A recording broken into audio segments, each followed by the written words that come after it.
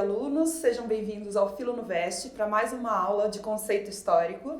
Dessa vez um conceito da Idade Moderna, que é o conceito de mercantilismo.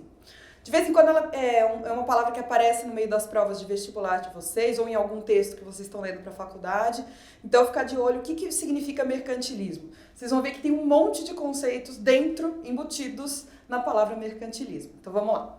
O mercantilismo é um conjunto de práticas econômicas praticadas principalmente na Europa do século XV ao século XVIII, final do século XVIII, tá? Então Idade Moderna. Isso significa no início do capitalismo. Tem alguns autores que consideram que o mercantilismo é a primeira fase do capitalismo.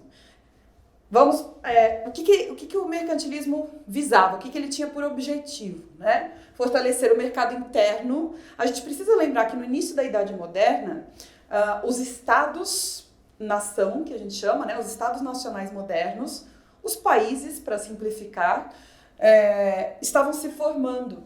Então, eles precisavam se fortalecer economicamente para também se fortalecer politicamente. As duas coisas andavam juntas, tá? Então, eu coloquei aqui, que o objetivo era fortalecer o mercado interno do país que estava se formando e do próprio país, do próprio Estado Nacional Moderno. Lembrando que, nesse momento, o Estado Nacional Moderno na Europa era bastante centralizado nas mãos do rei, o rei absolutista, tá? Então, você fortalecendo o Estado-nação, você também estava fortalecendo a figura do rei. Como assim? O que precisava fazer para que o mercantilismo funcionasse? Primeiro, vai na palavra, tá? Mercantilismo, mercantil tem a ver com você fazer comércio. Então, mercantilismo, você já percebe que é um tipo de economia que vai valorizar muito a questão do comércio. Realizar comércio para você ganhar dinheiro com isso. E o que você vai fazer com esse dinheiro? Acumular no seu país. Porque naquela época media-se a riqueza de um Estado-nação pelo quanto de ouro e prata tinha dentro do país circulando ou guardado. Isso a gente chama de metalismo, porque é o acúmulo de metais preciosos dentro do país, tá? Existe uma outra palavra para isso, que é bullionismo, então esses dois são sinônimos. A palavra bullionismo vem de bullion, em inglês, que significa lingote de ouro, as barras de ouro, tá bom? Outra coisa, para você acumular metais preciosos no seu país, você precisa ganhar dinheiro, ganhar metais preciosos, né? Como você vai fazer isso? Mantendo a sua balança comercial favorável. E aí lembra de uma balança mesmo, tá? Balança comercial de um país nada mais é do que o quanto você vende de um lado e o quanto você compra do outro. Então, se um país compra muita coisa e vende pouca, o que vai acontecer é que ele vai ficar devendo dinheiro. É o que a gente chama de déficit. Ele vai ficar em dívida, tá? Ou seja, vai faltar dinheiro dentro do país, né? Se acontecer o contrário, ele vender mais do que ele compra, ou ele exportar mais do que ele importa, ele vai ter um superávit. Ele vai ter um excesso, que é bom nesse caso, né? Um excesso de dinheiro, de metais preciosos, um excesso de riqueza. Vendeu bastante, então acumulou dinheiro, tá bom? Então, a balança comercial favorável é aquela em que, obviamente, o país consegue exportar mais do que importar. Tem que ter em mente, gente, que esse modelo mercantil, o modelo dessa primeira fase do capitalismo, ela conta com uma grande intervenção estatal, ou eu coloquei aqui um intervencionismo estatal. O que isso significa?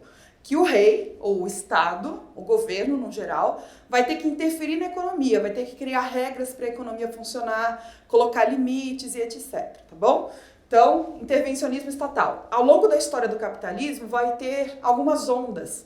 Então, alguns momentos em que o Estado deve interferir muito na economia, de acordo com a cultura da época, outros momentos em que o Estado deve interferir bem menos na economia, de acordo com a cultura da época e também do lugar, tá bom? Então, nesse caso, o mercantilismo ele pede por muita intervenção estatal.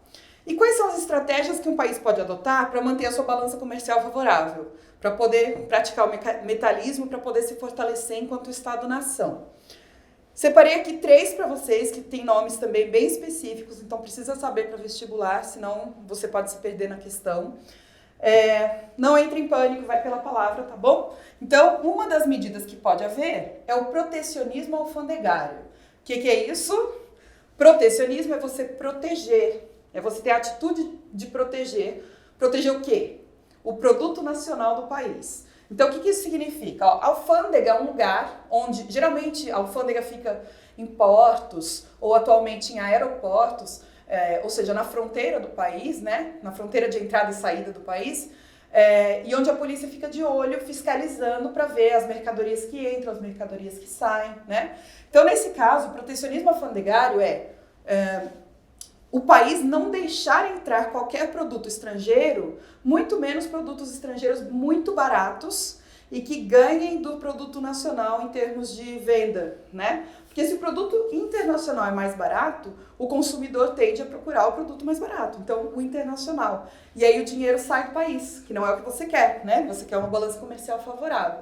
Então o que você faz? Você, como rei de algum país europeu nesse momento, você cria barreiras alfandegárias, você cria taxas, impostos, para qualquer produto que for entrar no seu país. Então, tudo bem, você de outro país quer vender aqui no meu país? Pode. Só que o seu produto vai ter que ficar um pouquinho mais caro. Eu vou colocar um imposto de maneira que o produto nacional fique mais barato e o consumidor prefira o produto nacional. E aí o dinheiro fica dentro do meu país, tá bom? Outra coisa que o país pode fazer para acumular ouro e prata. Pacto colonial, ou seja, ter colônias. Se o país europeu conseguir ter colônias, é ótimo, porque ele consegue ouro e prata ou diretamente, né? Então pensa aí na Espanha, com as suas colônias na América Espanhola. Os caras deram a sorte de achar prata, principalmente. A América Portuguesa, o Brasil, acharam ouro no século XVIII aqui no Brasil, ou seja, deram muita sorte.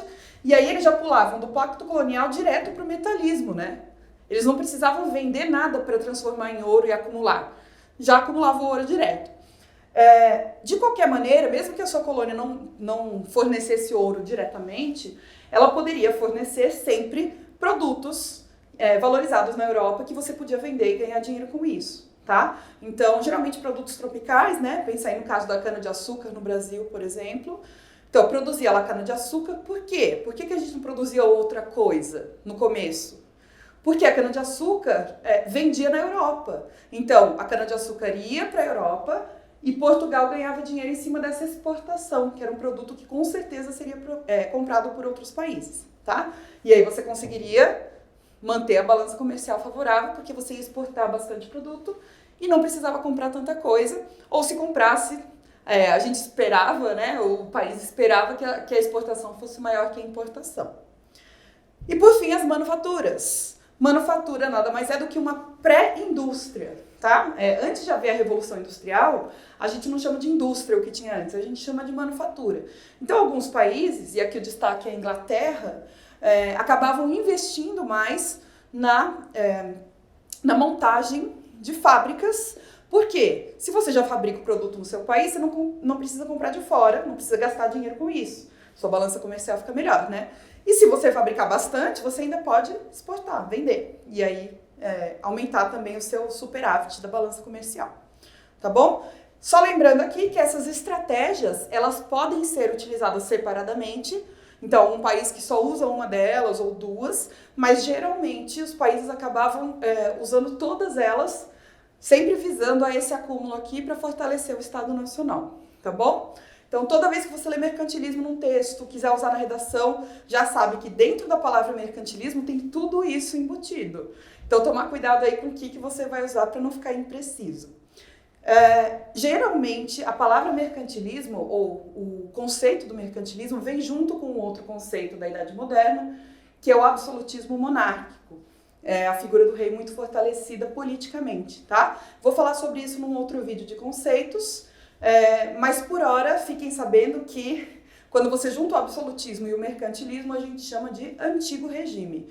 E é justamente isso que depois a Revolução Francesa vai questionar. Vai cortar a cabeça dos reis e os iluministas, né, os revolucionários, são contra o poder total do rei, tanto na política, que é o absolutismo, quanto na economia, que é o mercantilismo.